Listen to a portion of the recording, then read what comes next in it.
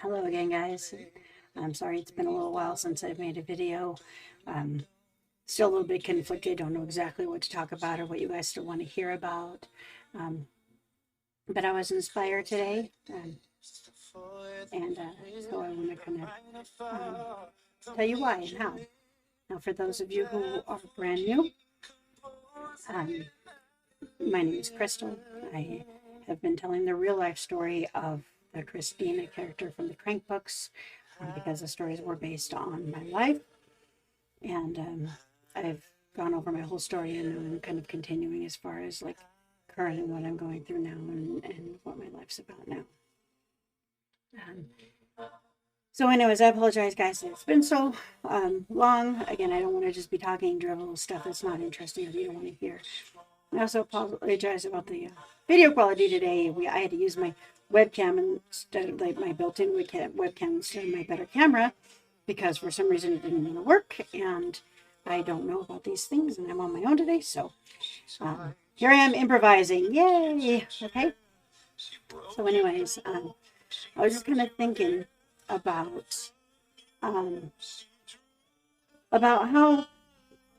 even though you do a lot of terrible things in your life and you make all these stupid mistakes, if you went back and changed them, then your life, when it gets better at the end of things, would be drastically different, and maybe not for the better. I'm a firm believer in that. And so what got me thinking today was because I started thinking about my son, my autistic son. He's graduating kindergarten, and he's just making huge steps towards being better and stronger and learning, and it's amazing to watch. And he got his graduation picture from kindergarten in his graduation ceremony, and for some reason it just popped into my head that Nikki, my cousin, would be so proud. And it's been a few years since we lost her now, and it's terrible to remember, especially because if you know me at all, especially in real life, you know that I don't cry. I don't cry in person. You can even ask Megan if you ever get a chance along the way. I get angry when people cry for no reason. The only person that can cry for tiny little reasons is my best friend, Malia, and I don't know why I have this soft spot for her, and when she cries, I actually feel bad, and I want her to be better. But not that I don't love other people that cry, I don't know why. I have no patience for it, and probably something I need to work on. I know people have their own emotions, and they're entitled to them. But I think I spend a lot of time fighting pain and sorrow and trying to show a strong front. And what happens is you build this wall around yourself where you can't really show your emotions even when you want to. And that continues to the fact that Nikki, who is my cousin Christy's sister, our dads were brothers. And when we were younger, she's 10 years younger than me. So growing up, I met her one time when she was tiny. She was a flower girl at my aunt and uncle's wedding, and she was a holy terror. And then I did all this crime spree and had an opportunity to get out early on the drug program, and made a split-second decision that would put Nikki back into my life, which I'm eternally grateful for. And again, that's kind of coming full circle to what I'm trying to say, which is that that if I hadn't screwed my entire life up, and I hadn't made the decision to stay in Las Vegas where the prison was to do my program rather than go back home to Reno where I knew a lot of people and dealt a lot of drugs to people, then I would not have had a chance to have her back in my life, because as luck would have it, she lived in Las Vegas with my aunt and my other cousin Christy. And so now I knew they lived in Vegas, and when I first got out of prison, I spoke to them a few times. We'd seen each other a couple times in passing.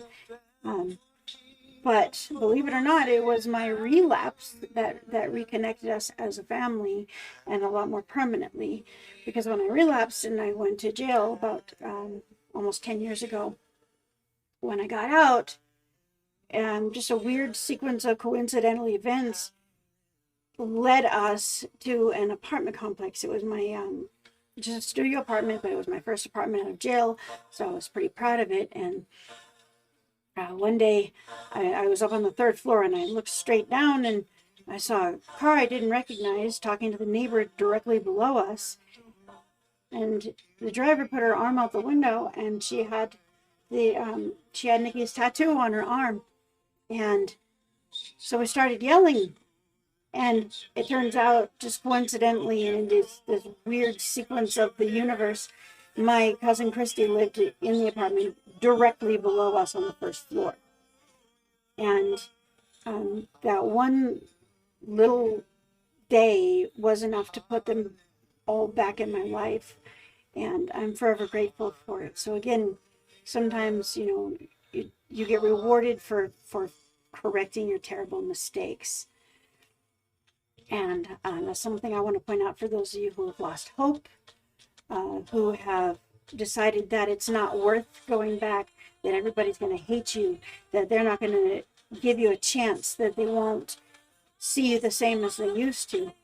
Just remember that there are rewards that come naturally in the world for doing it and doing it right and doing what you're supposed to do. Nikki was like a sister to me, as is Christy, and Karen is a second mother to me, honestly. I mean, they've all helped me through some really tough times.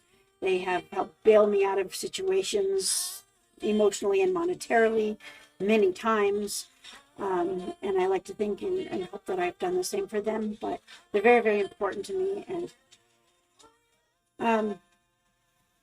then it turns out, along the way that Nikki relapses, and for a little while, I found myself being judgmental of her in her relapse because she had everything to me. She had a nice house and her kids and her husband, and I felt like, how could you guys drop the ball? And I had to really stop myself and be like, but I did the same thing. I had everything. I owned a double-wide mobile home. I had my kids with me. I had at least an pretty decent job. I had everything that I needed, and I did the same thing. I threw it all away because I wanted to get high one weekend. And although I regret that incredibly, I also know that things happen for a reason, and life happens for a reason. And hopefully you can hear me over the song playing. That was Nikki's song. And, Nikki was the last time I cried in a public place. I sometimes cry when nobody's watching, if I need to, but I don't show vulnerability. I don't show that kind of emotion to people because a lot of people have used any weakness against me in my life, and it's very difficult for me to even let go and cry when I need to. And they sang the song at her funeral because it was her favorite song. And again, I hope you can hear me okay over the top of it. It's not drowning me out. But I'm missing her today. And I know that she would have been so proud of Kason. She was with me from when he was a tiny baby, and she would watch him for me when I really needed the help, and she loved him very much too, and I know that she'd be really, really proud of him. And I just miss her. And so anyways, I was remembering her today and having kind of a tough time. Look, I'm actually crying. That's so weird. Because of this song. The song does it to me. It brings back the day of her funeral, and it's really, really hard for me. But she was a beautiful soul, and at the end, she was sober, and we thought she was still high because of the tumor in her brain. They'd found her breast cancer, and they treated her, and she went into remission.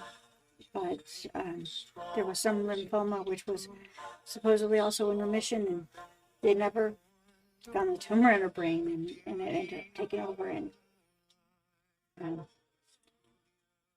think we all have a little bit of anger and resentment as the doctors and whatnot over that. They didn't do their job. And they could have saved her because we caught it, all the other cancer, a couple of years before we actually lost her. Seeing her in hospice and wasting away was absolutely terrible. It was terrible, and it was terrifying to think that she wasn't going to be with us much longer. And I just want her to know that we still think about her and we love her very much, and that I want you guys to know that, don't be so hard on yourselves, because I never would have had a chance to actually spend a good 10 years with her in half of my life had I not been a moron and a complete idiot. So, just don't hate yourselves if you relapse, if you mess up, if you've been high for too long and you feel like you're not ever going to come back. Just remember that there's always a way to come back. There is always hope, and there is always somebody willing to accept you for who you are on the other side. Okay. All right. I love y'all. I hope I didn't make a complete blubbering fool of myself. And that one's for you, Aunt Karen. I love you guys. All right. Don't forget, like and subscribe.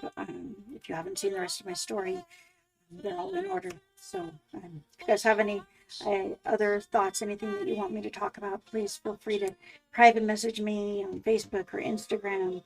Even on TikTok, you guys can follow me on those. You're all more than welcome. I'm an open book, and I'm here to talk. And if anyone just wants to talk in private again, I'm here. If you need me, I'm not going to judge anybody for making a dumbass mistake, because I made a lot of them, and I know more than anyone that you need somebody to just accept you and help you through it. Okay? I love you guys.